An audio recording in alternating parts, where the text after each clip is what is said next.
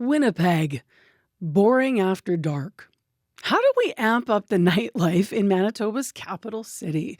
That's today on This is Manitoba. I don't really think we're all that boring, but there are some realities we have to face. I'm Marcy Markusa. I live in Winnipeg, and if you've ever wondered how a city of more than 800,000 people, where you might live too, and maybe you visit it, could be so quiet downtown at night outside of Jets games or concerts, then today's podcast is for you. Let me start with a bit of an experience here. So CBC Manitoba is located right on Portage Avenue. So we're right downtown. And during the 2014 Juno Awards, I had the privilege, it was super fun experience to cover the Junos.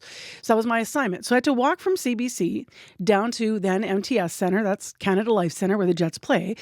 And I walked there. So it's about a 6-minute walk. It's just over a kilometer. It's 5 full city blocks, so it's not far. On my way down, maybe around 5 o'clock at night, it was great. It was busy. There were crowds on the street. Of course, the red carpet was rolled out, and it was still light out. Then I walked back. So this is now post-Junos. It's around 10:30 at night, and I literally saw no one for 5 long, dark city blocks, which for me, alone in the dark, felt a little unnerving. The thing is, it is not unusual for Winnipeg or for other Canadian cities as well to have challenges, especially on weeknights, this was a weeknight, with attracting people to downtown, to making it a bustling, vibrant, urban city. Today, we are going to dig into how we change this.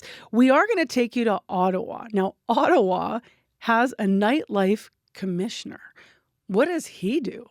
And my mandate is to implement the Nightlife Economy Action Plan. There were 10 recommendations that were voted unanimously by City Council in May 2023. So I'm implementing these 10 recommendations, and I act as a liaison between all the external partners to the city. So the business owners, the festival programmers, restaurant owners, venue bookers, everyone that's involved in nightlife, and the different city services of the city. So inside city administration. So I'm kind of like their internal advocate, if you want. So as I mentioned, we are going to take you to Ottawa to learn more, but let's start in the PEG. Nuit Blanche, you might know what that is. It's one of those events that is successful in filling the streets of downtown Winnipeg. But again, it's once a year. It's every fall. It's now in its 15th year in our city.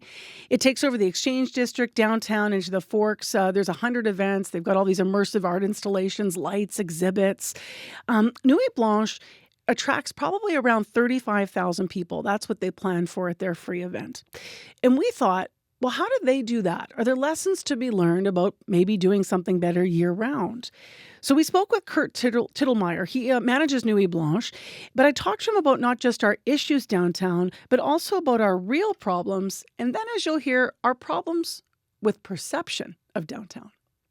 I think that we have a vibrant nightlife downtown throughout the year. I think that Winnipeggers' opinion of downtown could improve because we have lots of great things going on.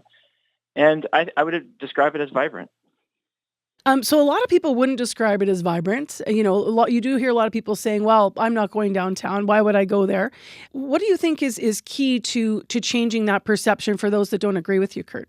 I think that you have to really make all the events accessible. That's something that we do lots with Nuit Blanche. Accessible in the way that they actually access the event, having good transport, having a clear indication what the event is like. And also, like, we program events to a multi-demographic. So we have stuff for kids, we have stuff for young adults, we have stuff for seniors. And I think just kind of like that multifaceted approach will get people downtown.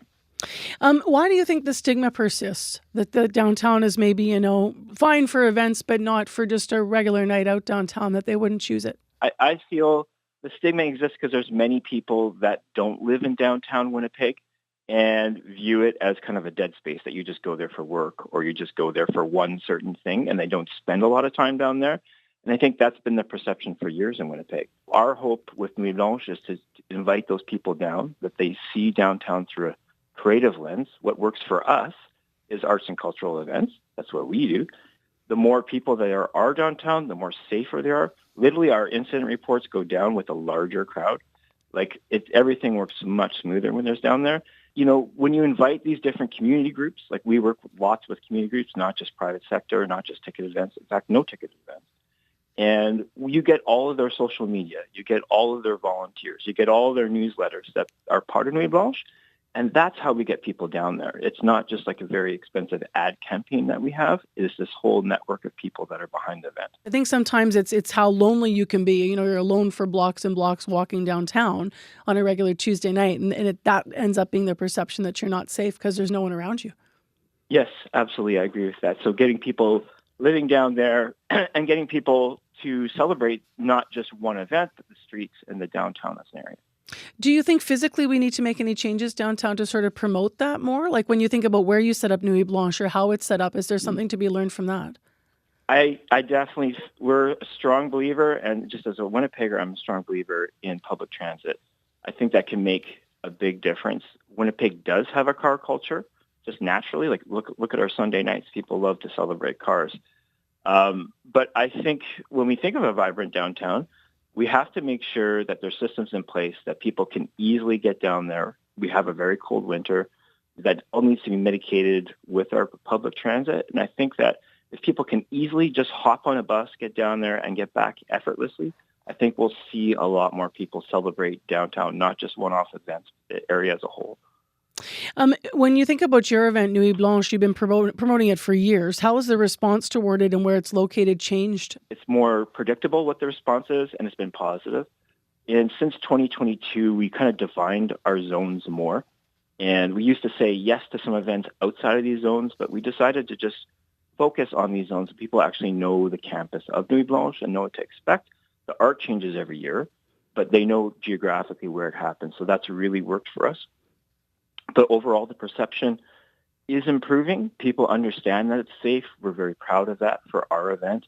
And overall, I still get some naysayers. They're like, I won't go downtown. I still get that, to be honest. And I hope that we change their minds. Thanks for being with us, Kurt. Appreciate it. Thank you. So that's Kurt Tittlemier weighing in on Winnipeg's downtown. He's a general manager of Culture Days Manitoba and responsible for Nuit Blanche. I'm Marcy Markusa. If you're with us for the first time in the podcast, thanks for being here. You can find us every Friday with a new episode wherever you get your favorites. And we hope today's doesn't make you feel like you shouldn't come to Winnipeg. We really do have a lot of great things going on. But let's continue talking about where we need to improve. I admittedly am not at the age where I'm looking for the nightlife as much, but students over at the University of Manitoba campus are. And that is where CBC's Djeneba Dosso recently headed to talk to some of the young people there about what they think is needed to improve Winnipeg's nightlife. My name is Poppy Debates. So tell me what you think about the nightlife in Winnipeg. I just turned 18 this summer, so I think so far it's been pretty fun. I've only been to a few clubs and bars like Cowboys and King's Head, and I also work at a brewery, so I'm a bartender, so I kind of know a bit more about behind the scenes as well, which is nice to appreciate all of that.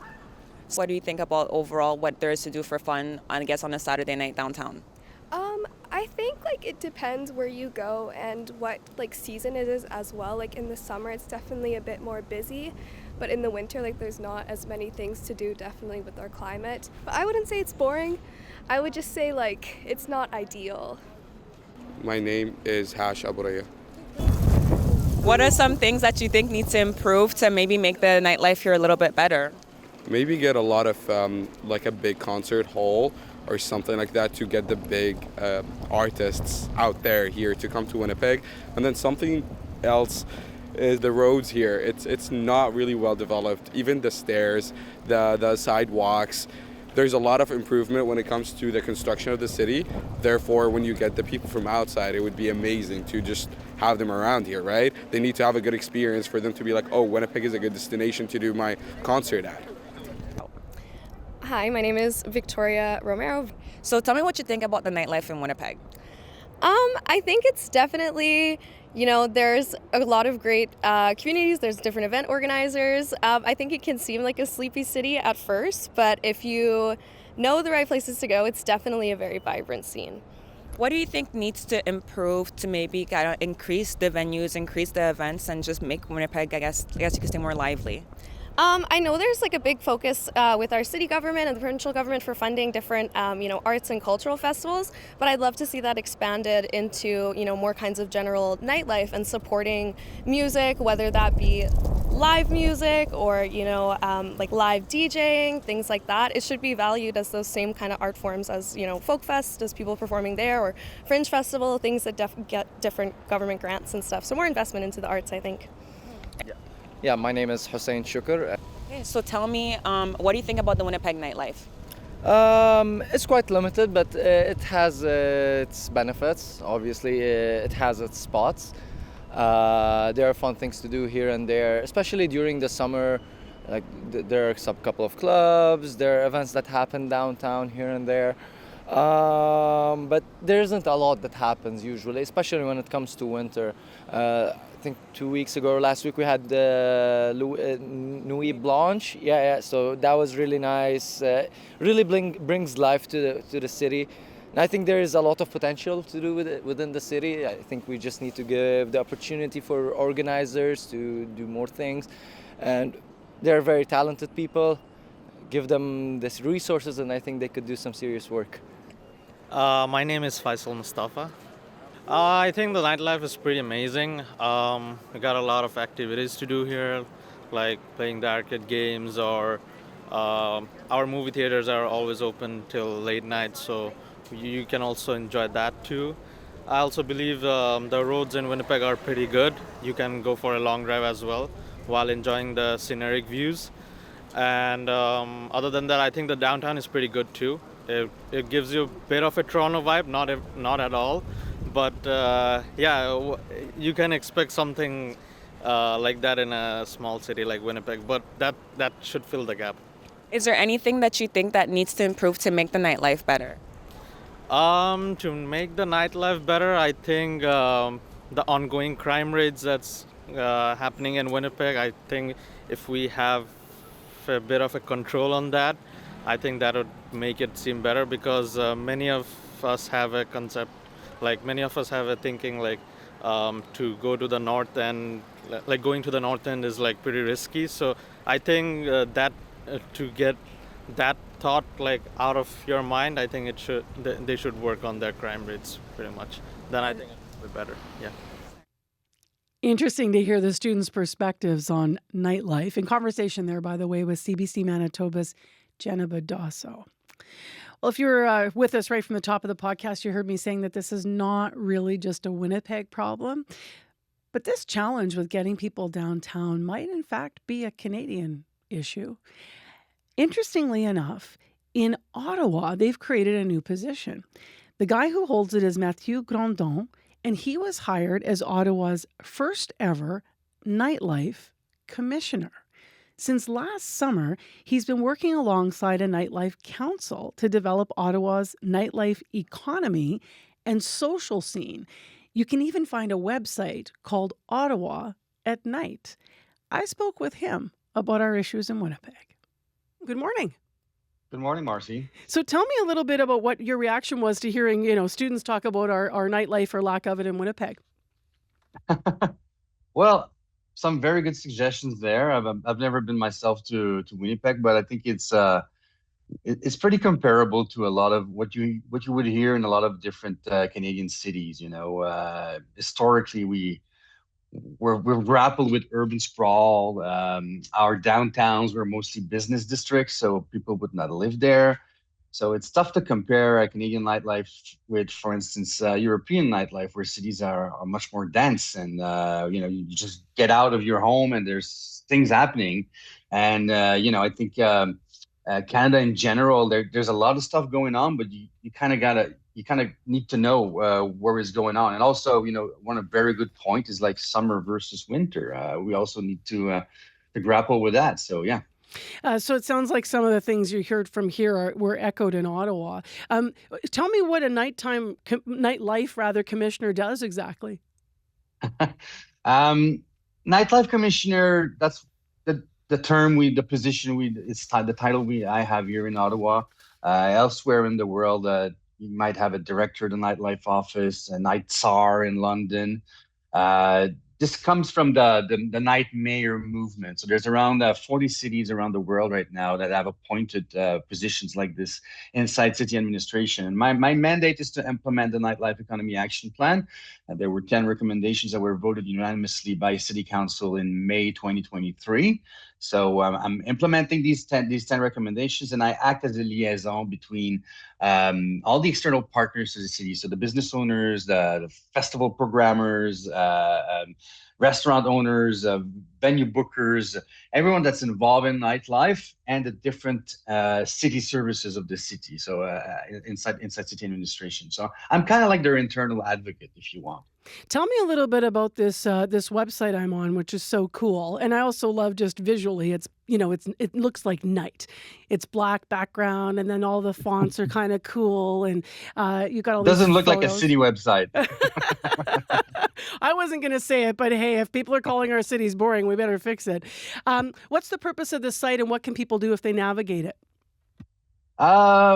Well, one part of the website is public facing. So, we made a directory of all nightlife businesses that program culture within the city. So there's over 100 businesses there. So it can be a restaurant, a bar, or a venue, but you just need to be programming a little bit of culture to be there. Because we had to draw the line somewhere, because there's there's over 4,000 nightlife businesses in Ottawa. So I really wanted to like this first iteration of the website, I wanted to focus on culture. So it's good for visitors, it's good for locals. If you're looking for what to do, you can search the different venues by different musical genres, types of show you're looking for. And there's a second part of the website that's more business facing, so that gives you information related to licensing, permitting, safety tips for your nightlife staff, for instance. We're going to be rolling out a safety workshops for nightlife staff, so they can learn about how to deal with difficult situations or over intoxications or harassment in the workplace, etc., etc. So it's really a website that's got these two sides: one for the visitors, the residents, and one for the businesses. What have you learned about developing a bustling night scene in your first year as nightlife commissioner? Like, what has worked that you hold up as your greatest success, and how do you measure it? Well, I think the greatest success we had this summer is called Metcalfe Plaza. So it's a placemaking pilot we did for 6 weeks. There was an abandoned lot in the middle of downtown here in Ottawa, and we decided to partner with different local organizations and the BIA and turn it into an outdoor venue, a pop-up venue. So for 6 weekends, on Thursdays, Fridays, and Saturdays, we would program DJs and music. So different types of musical genres and different communities and scenes. So one night would be Afro House, and the second night would be Latin, and the third night might be a special pop-up for Pride Weekend with the LGBTQ community. So this had a huge success. It was at capacity. It's 500 people, and it was at capacity almost every night. So, but I think, the way forward is governments and cities. I'm going to echo a little bit what one of your listeners said earlier. They must get involved in more popular forms of art and treat them as equal as others. So, for instance, with DJs, this is what we did. We invested in we bought some capital assets, a container, picnic tables, and we relied on local groups, organizations to book the DJs and make this, vibrant at night. Historically, governments have invested in symphonic orchestras and theaters, but we tend to see more popular genres of music as something that's more like entertainment and not as high heart. So that's something we should do a little bit more. I go to the theater myself as well, but I also go to see a cover band at Times Changed on the weekend, for example, right? Let's address some of the things that you mentioned here. So the cold. How do you deal with the weather issues in Ottawa? Well, you need a strategy. You need to make people go out. I'm from Montreal originally. There's a great festival in Montreal called Igloo Fest. It's a big electronic dance music festival.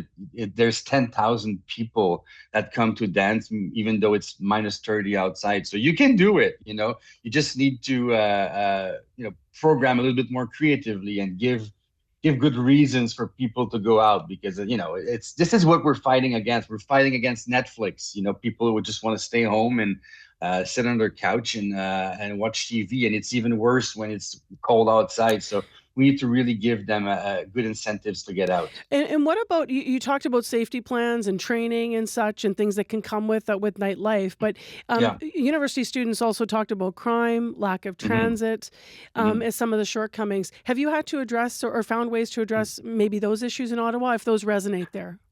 Well, these are huge structural issues that most Canadian cities deal with. Public transit thrives when there's urban density, and this is something we don't really have enough of in Canadian cities. And crime and homelessness and open drug use problems that this came back in full effect after COVID. So most Canadian cities have to deal with that. Myself, what I say is a safe night is a busy night. So we need to animate it. We need to program it. This is the tools I have to try and have an impact on this. But we have 3 levels of governments trying to juggle with these problems, and multiple agencies. And you can't ask a nightlife commissioner to fix all these issues. But I think, one way I can act is, to program the public space. So, for instance, Metcalfe Plaza, that was an empty lot. That night you didn't feel really safe because there was nobody there. And then all of a sudden, 3 nights a week, you have 500 people partying. So it brings a lot of eyes on the street.